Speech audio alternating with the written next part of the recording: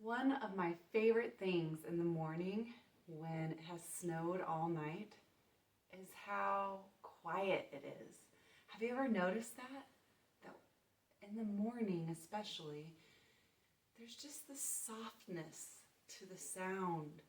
There's just not as much stuff in the air. It just feels quiet.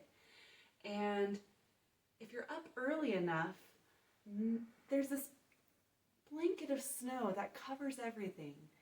And nothing has walked over it yet. And everything just looks different. It just looks new and fresh and quiet. Have I mentioned quiet? And there's just a hush in the air.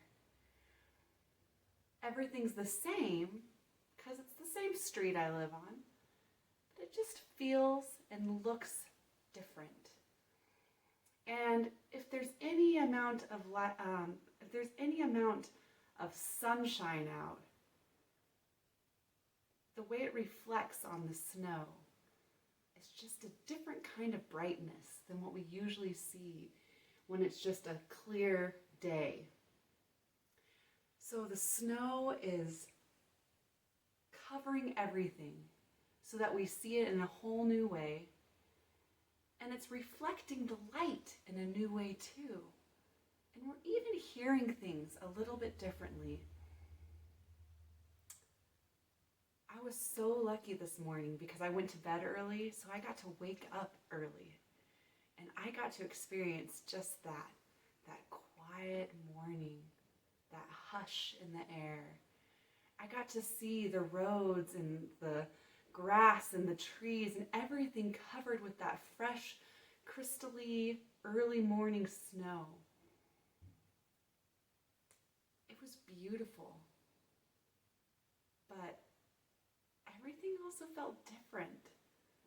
It's had me thinking all day about what a layer of snow will do to make you see things differently and hear them differently and experience them differently. And it got me thinking about today, this Sunday. We are celebrating Transfiguration Sunday. We are remembering the time that Jesus brought his closest disciples, his closest friends with him, to the top of a mountain, and they saw him in a totally new way, in a way they would have never imagined. They even thought he glowed in a different way. So maybe it's almost like how the snow reflects the light. There was something going on in his face that he was reflecting the glow of the sun in a way that they'd never seen before. He had a shine to him. And for the disciples, for his closest friends, for them it was the realization that, oh, this person, he really is something. He's not just some guy. We do need to keep following him because there's something that's the same about him but different. And when they wanted to stay up there and stay with that special shiny moment and keep thinking of Jesus as just this one way, Jesus said, no, we need to come down off the mountain and help other people see how even the most boring everyday stuff around them actually can be seen in a new way. We can see the kingdom. We can see the love of Christ. We can see God's perfection, God's original intention for all of this world, if we just let ourselves see it in a new way. We just open ourselves to that new perspective.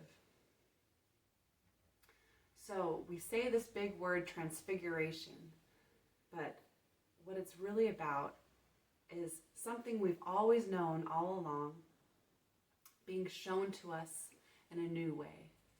Kind of like how I got to step outside when I walked Lola this morning and see my neighborhood in a whole new, beautiful way. So today, and maybe every day this week, I want you to think of that. What is being shown to you in a new way? What is being transfigured even right in front of your eyes, that you might see that one tree that looked so dead and sad and lonely because it's the middle of the winter? Maybe with the snow or the frost frozen on its limbs, maybe you're going to see, wow, this really is a sign of God's amazing creation. Wow, this is a sign that God might have something special going on here that I have never noticed before. So notice that today, notice that this week, and notice it when you look in the mirror at yourself, and remember that you also are God's good creation. God is doing something within you, and you too can share and shine and bear that light of God's love in the world everywhere you go.